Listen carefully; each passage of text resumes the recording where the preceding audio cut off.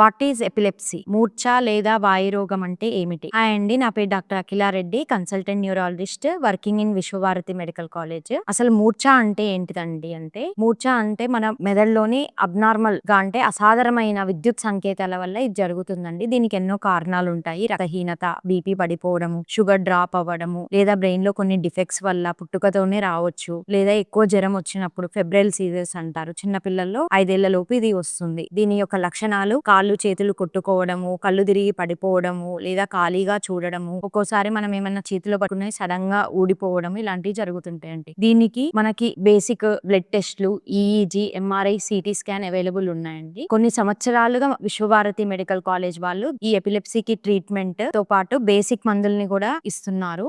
ప్రతి శనివారం క్యాంప్ కూడా నిర్వహిస్తున్నారు ఎపిలెప్సీ గురించి. కాబట్టి ప్రతి శనివారం మీరు ఎపిలెప్సీ చెకప్ కోసం వచ్చి ఈ క్యాంపుని మీరు సద్వినియోగం చేసుకోగలరు. Thank you.